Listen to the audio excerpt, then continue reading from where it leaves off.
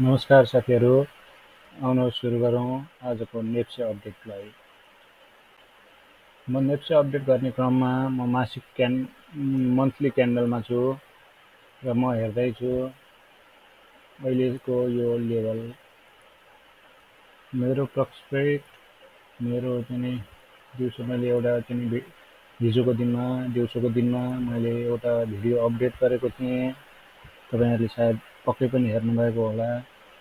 मैले एउटा यो लेभलसम्म चाहिँ मार्केट झरेर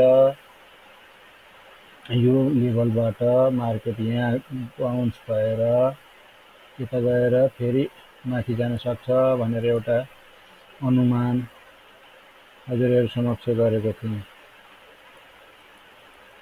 सायद तपाईहरुले हेर्नुभएको थियो होला भन्ने आश गरेको छु।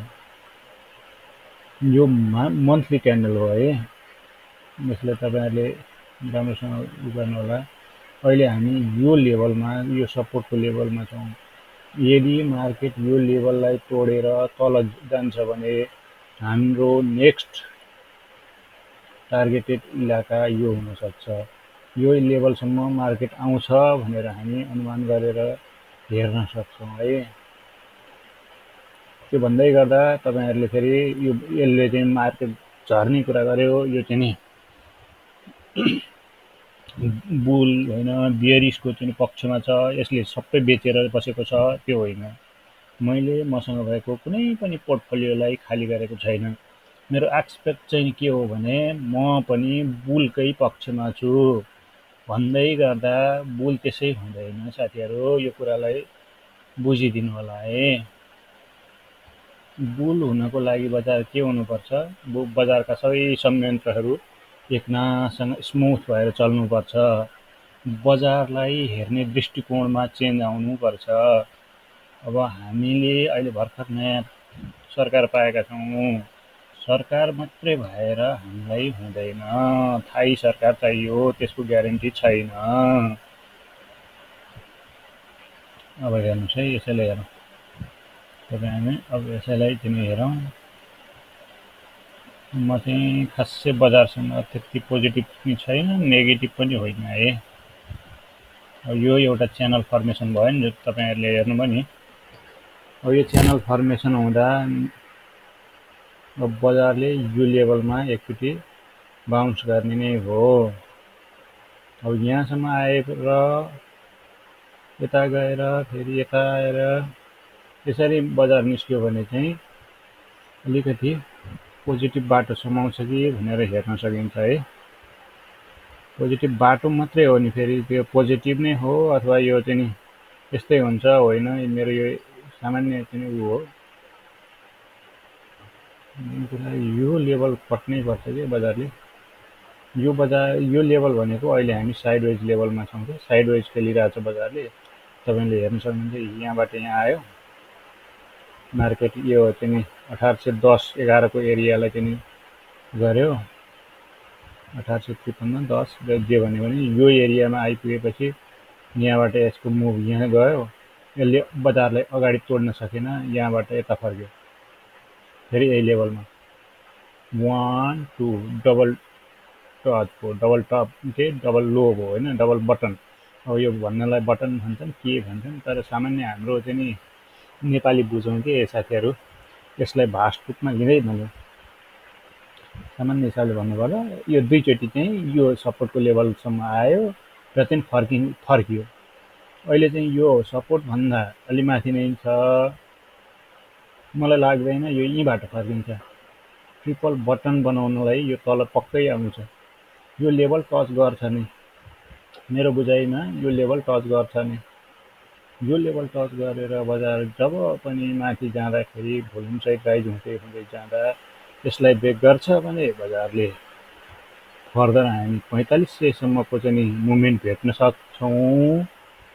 यो लेभललाई ब्रेक गर्दाखेरि भोल्युम सबै थरीले, भोल्युम हाम्रो राजनीतिक अवस्था सबै कुराले साथ दिनुपर्छ है साथीहरु। त्यो कुराले साथ दिएर बजार माथि निक्लिन्छ भने 4500 लाई हामी अनुमान गर्न सक्छौं।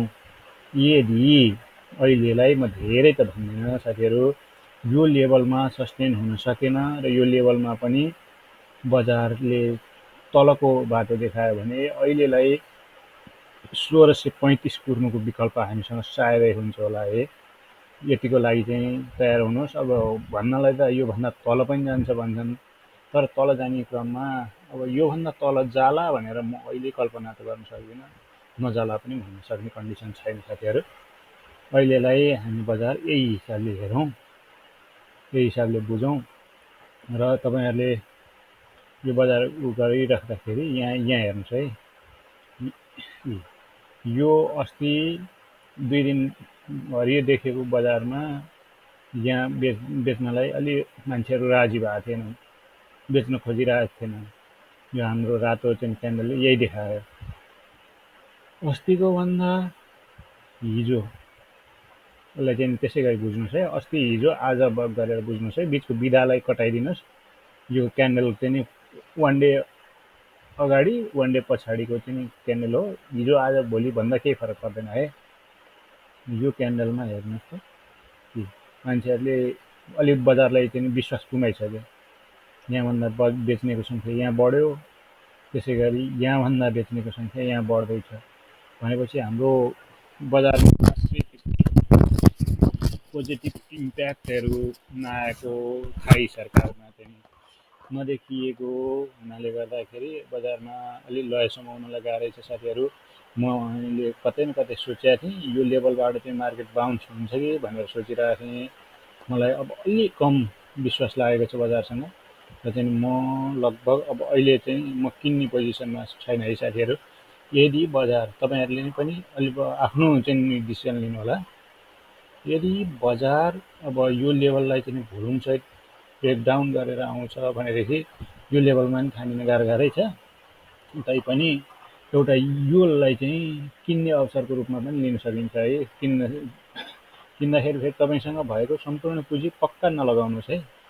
यसमा तपाईँको पुँजीको लगभग 15 देखि 20% मात्रै लगानी गर्नु होला। त्यो गर्दाखेरि बजार यदि घट्यो भने तपाईँसँग किन्नको लागि तल्लो लेभलमा किन्नको लागि पैसा जगेडा हुन्छ।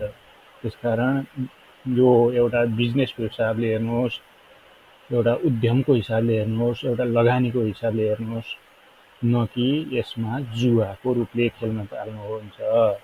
अर्काको लहैमा नलाग्नुहोस्, कमसेकम बुझ्नुहोस्, बजारको गति हेर्नुहोस्।